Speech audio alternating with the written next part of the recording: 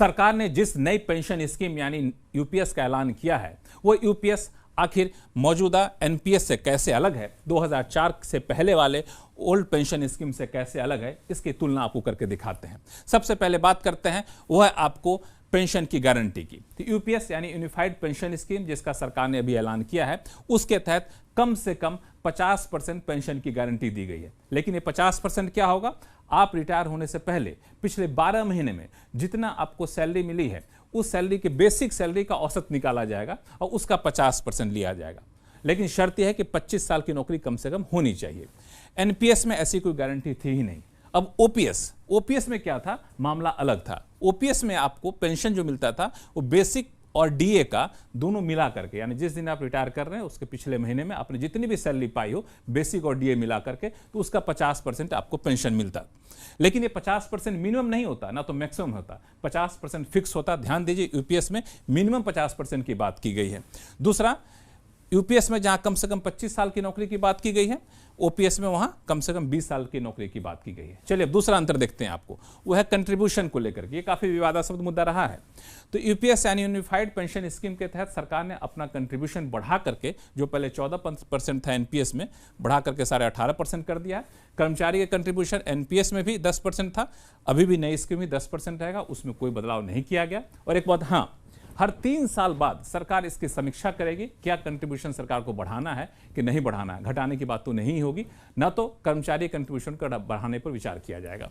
OPS में कोई contribution employ देता ही नहीं था, सिर्फ सरकार को कंट्रीब्यूशन देना पड़ता था। अब आइए मिनिमम पेंशन। यूपीएस के तहत कम से कम 10,000 मिनिमम पेंशन की गारंटी थी, ओपीएस के तहत 9,000 की गारंटी थी।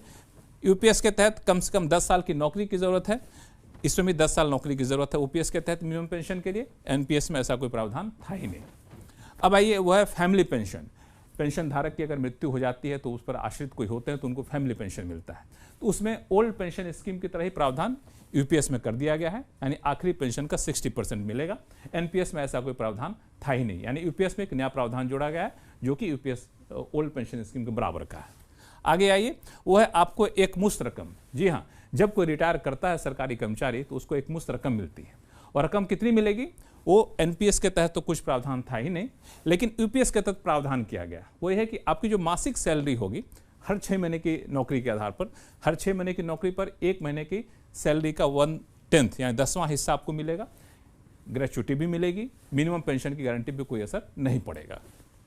ओल्ड पेंशन स्कीम के तहत क्या था? एम्प्लॉय ने अपने नौकरी के दौरान जितना भी कंट्रीब्यूशन किया है उसका 100% आपको मिल जाएगा। रिटायरमेंट करते ही पूरा कंट्रीब्यूशन आपको वापस कर दिया जाएगा ब्याज समेत, और ग्रेच्युटी पे कोई असर नहीं पड़ेगा। आप चाहें तो 40% तक पेंशन ले सकते हैं, ये भी खासियत थी। तो ओपीएस के तहत एक मुश्त रकम का प्रावधान ये था और यूपीएस के तहत प्रावधान ये है, दोनों में अंतर है। अब आइए अगला मुद्दा देखते हैं, वह है महंगाई भत्ता। महंगाई भत्ता ओपीएस के तहत पहले डियरेंस रिलीफ मिलता था, एनपीएस के तहत नहीं था। अब नई स्कीम में सरकार ने इसको वापस से जोड़ दिया है। अब चलिए, अब है दूसरा मुद्दा, आपको है खासतौर से वीआरएस को लेकर के। बहुत सारे लोग वीआरएस भी लेते हैं। तो वीआरएस में 60 साल की उम्र में पेंशन मिलेगा। वीआरएस ले लीजिए, लेकिन जैसे आपकी उम्र 60 साल की होगी, नई स्कीम के तहत आपको पेंशन मिलनी शुरू हो जाएगी।